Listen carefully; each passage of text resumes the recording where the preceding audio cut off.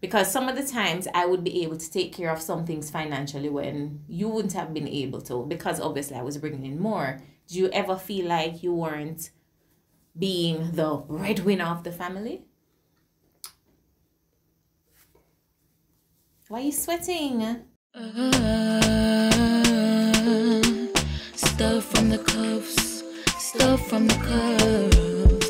If you had it back there and you're looking for a smile, bringing hope and joy for a day that was wild. Stuff from the cuffs is here to make things bright. In a world so dark, they're bringing some light. Stuff from the cuffs, stuff from the cuffs, stuff from the cuffs, stuff from the cuffs, stuff from the cuffs. Go Bria, go Bill, go Bess, go Brian. Stuff from the cuffs, stuff from the cuffs.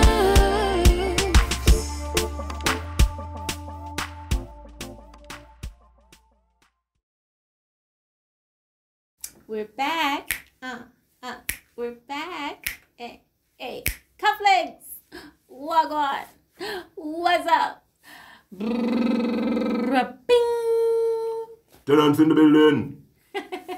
Big ups, guys. Big ups, big ups. Welcome back to another video. Yes, we missed you on Sunday. We missed you, but it's just one of those days when, you know, have a lot going on. So we're back today. We're back today, and that is most important. Welcome back to another video. Thank you so very much for tuning in to another Stuff from the Cuffs right here on Stuff from the Cuffs. I'm so used to, I'm so used to with radio right here on whatever station. So yeah, it's a broadcaster in me. What's up? You look handsome though. Thank you. To all our new subscribers, welcome to the channel. Welcome to the channel, guys. We're happy to have you as part of the Cufflinks family. Welcome, welcome, welcome. And if you're watching for the very first time and you're not yet a subscriber, make sure that you hit that subscribe button down below.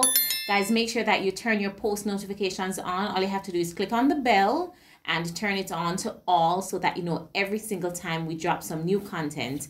We're always so very happy to have you as part of the family. Make sure you like the video, leave us a comment. We love hearing from you. All right?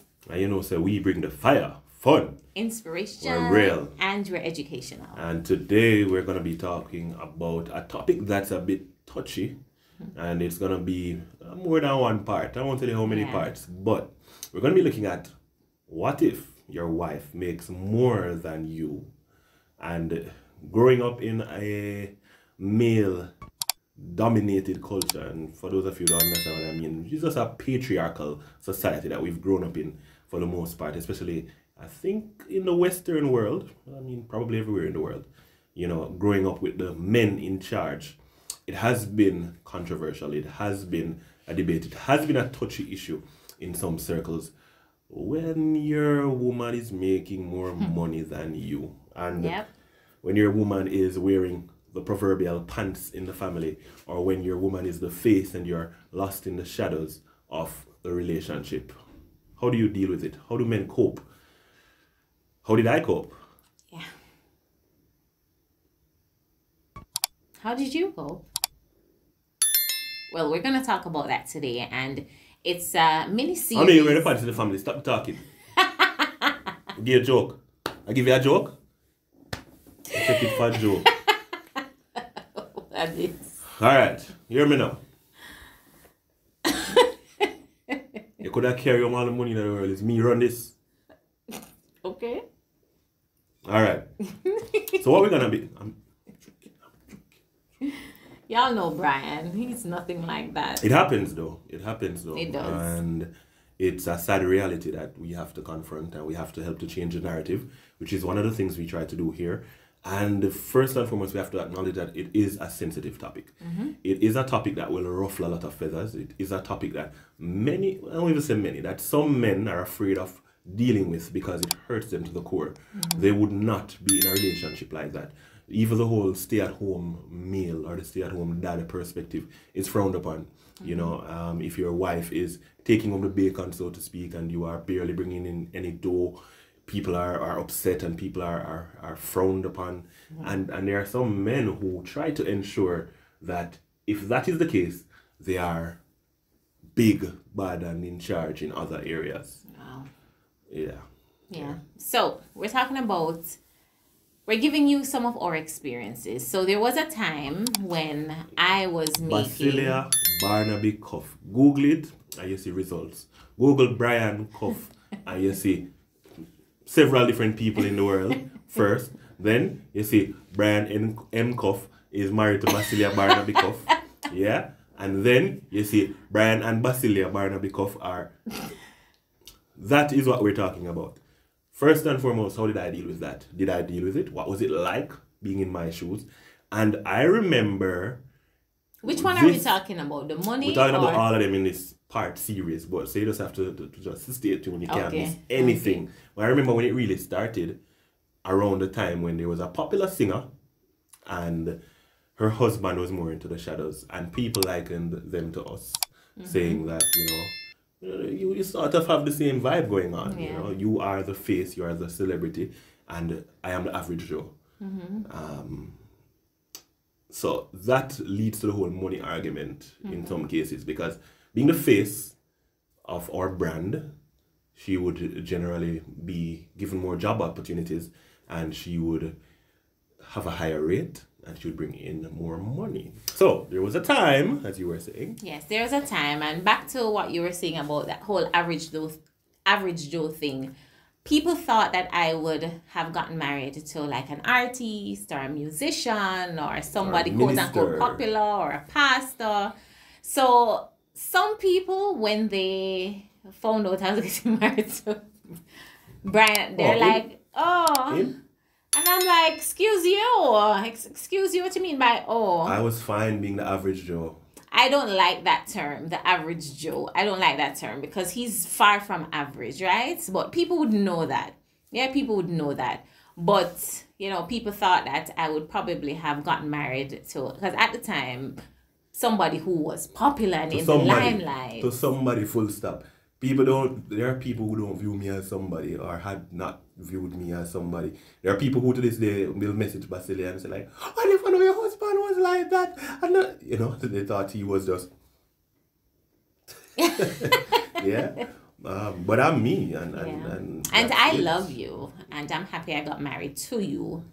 I wouldn't get married to anybody else, obviously. So, all right. So back to the money. Okay. All right. Yeah. What made what? I was going to ask what made me a shoo-in, so to speak, versus all of those popular and other name brand persons that the titles that person would have expected you to. I don't go by what people think or what people feel or how people view what I should do or who I should be with. You would be a pastor's wife. So? You would be a minister. So who says I won't be a pastor's wife? You may be a pastor one day. Hello! So that don't have anything to do with me. The fact is, the Lord told me that you were my husband. That's all I needed. It don't matter what I was doing. No. Title-wise. No. All right. So let's jump into the money part, which is the meat of the matter. Right. So we'll talk about that part in the follow-up video. Yeah. Let's talk about the money today. How I did not want to go to certain places. Nah, not me. But yeah, let's see. All right. The money part. So there was a time when I was making much more money than Brian. And at the time, I wondered if he felt inferior because I was bringing in more money than him.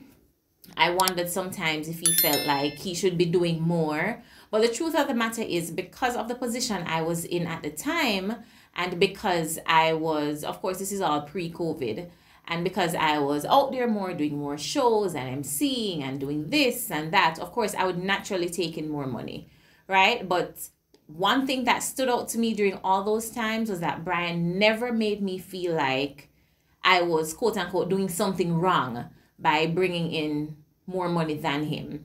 And when I say by doing something wrong, we have seen it, we have heard about instances where when the woman is making more, the man feels belittled for whatever reason. He feels like he's not being the man, and so it causes problems. But personally for us, I've never experienced that. But I want to hear from you, because some of the times I would be able to take care of some things financially when you wouldn't have been able to, because obviously I was bringing in more. Do you ever feel like you weren't being the breadwinner of the family?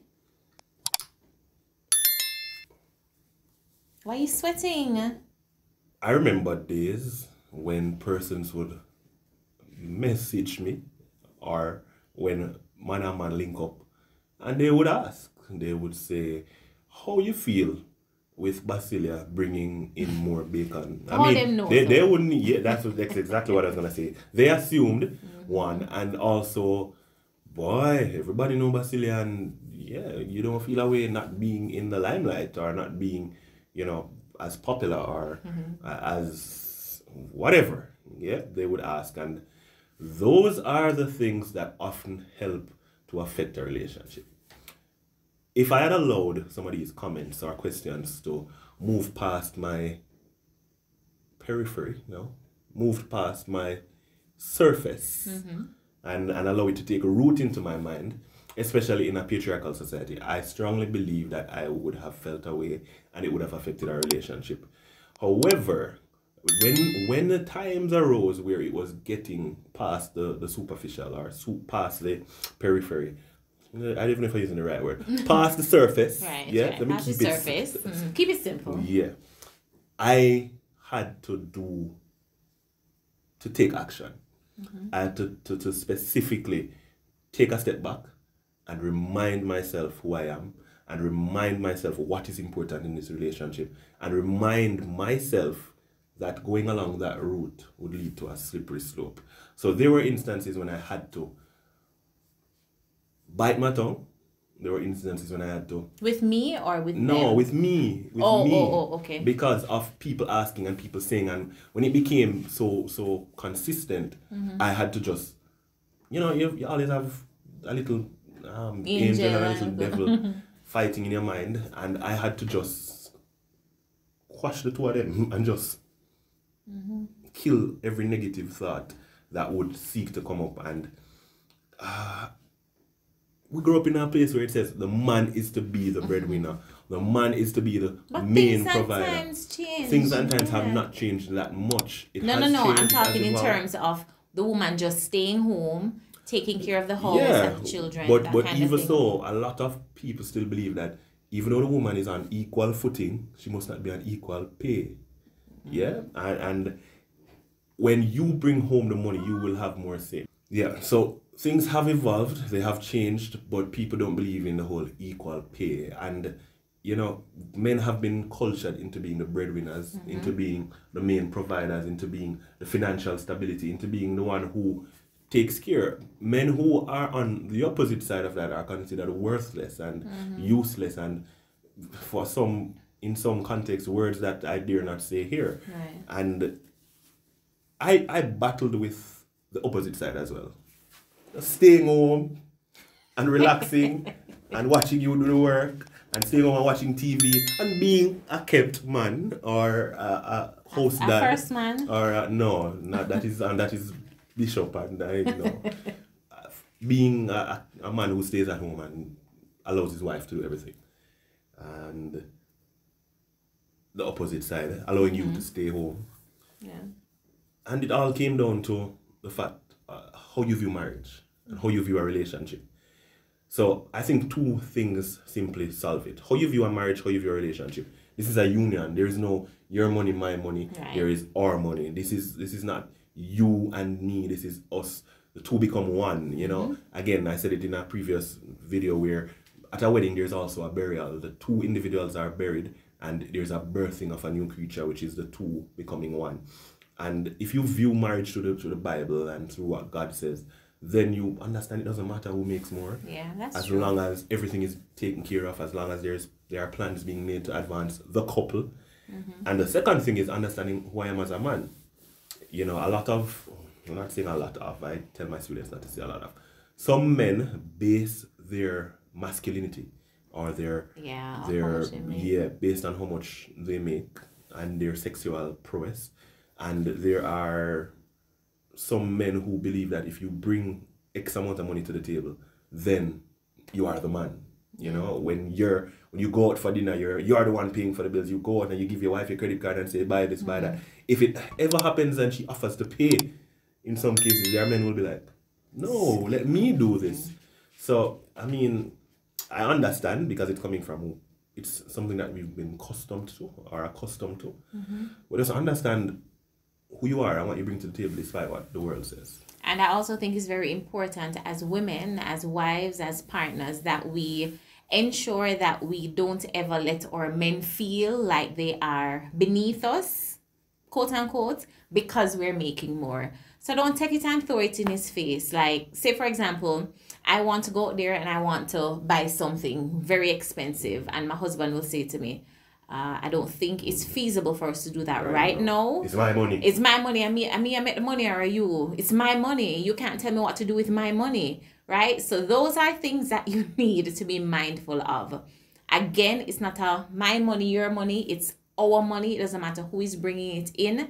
And women, we have to maintain that level of respect for our husbands and also be cognizant of the fact that their ego, that manly ego that they have there, it can be bruised easily by things that we say. So we have to be very careful, very respectful, and be very conscious of how we say things, especially when it comes on to us wanting to have our own way. And if our husband suggests anything, we say, boy, my money, I mean, work it. I made it. It's my pay. You can't tell me what to do with it. Yeah, those things are a complete no-no, because then it now validates your reasons for wanting to ensure that you continue to make more money because you are the man. So we just have to be careful, and we just have to ensure that we lace our conversations with love and with respect so that things remain peaceful. And that is how we view marriage, and from a perspective of how we believe a marriage should be based on biblical standards and who we believe God is. And that is just part one of the discussion. We will be back to talk about the times when we went to events and everybody saw her and wondered if I was the driver or the security. That's coming up in part 2. So stay tuned right here on Stuff from the Cuffs. Be sure to like this video, leave us a comment, and subscribe before you go. And guys, be sure to follow us on all socials, all right? Instagram and Facebook, Stuff from the Cuffs. We'll see you in part 2. Stuff from the cuffs, stuff from the cuffs. If you had a bad day and you're looking for a smile,